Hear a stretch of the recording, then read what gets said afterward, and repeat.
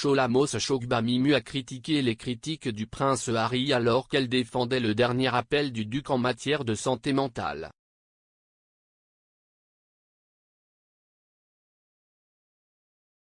Lors de l'émission Jeremy Vine, le docteur Chola a défendu les affirmations récentes du duc, affirmant richesse ou pas de richesse, rien n'empêche le prince Harry de parler sensé.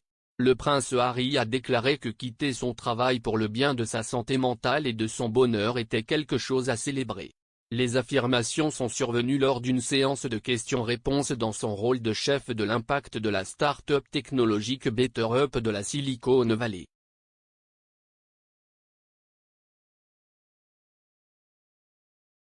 Le docteur Chola a déclaré: « Comprenons ce que nous voyons ici, les médias britanniques ont subi une défaite humiliante aux mains de Meghan Markle.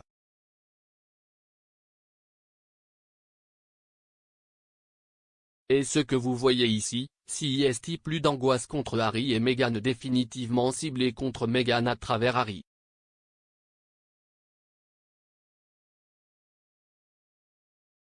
Écoutez, la richesse ou l'absence de celle-ci n'est pas une qualification pour parler de bon sens.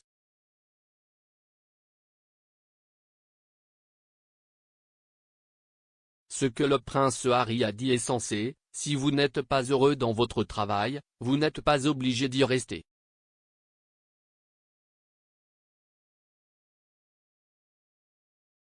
Elle a ajouté: il ne dit pas à tout le monde de quitter leur emploi, il souligne le fait que la pandémie a fait un excellent travail en sensibilisant les gens aux soins personnels et à la santé mentale.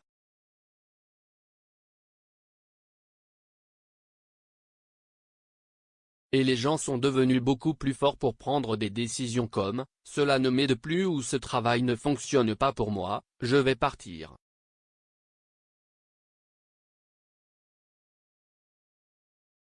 Après tout, lorsque des célébrités comme Neil Saka et Simone Biles, vous savez, elles ont pris la décision de ne pas jouer ou de ne pas participer à la compétition. Elles étaient célébrées.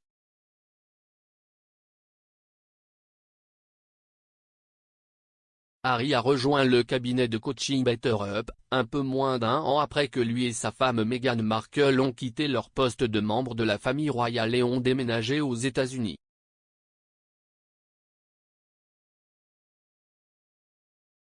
Au cours de la conversation, le duc a déclaré que les gens du monde entier sont coincés dans des emplois qui ne leur apportent pas de joie mais qu'ils donnent la priorité à leur santé mentale et à leur bonheur en démissionnant.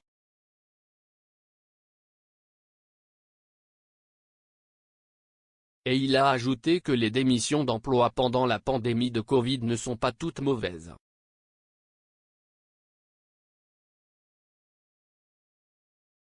Il a expliqué: bien qu'à première vue, il semble que ces 2 dernières années aient mis tous ces problèmes au premier plan, la réalité est que ces luttes et ces problèmes se préparent depuis un certain temps.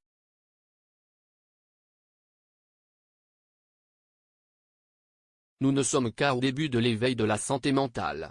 Ce travail n'a jamais été aussi important parce que les gens y prêtent enfin attention, et une composante importante de cette mission consiste à sensibiliser et à continuer d'être le pionnier de la conversation.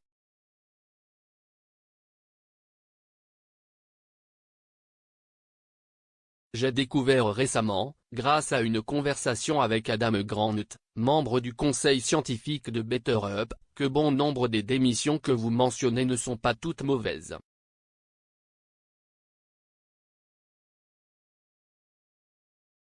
En fait, c'est un signe qu'avec la conscience de soi vient le besoin de changement.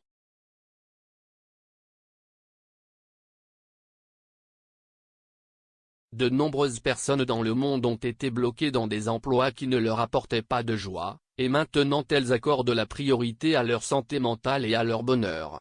C'est quelque chose à célébrer.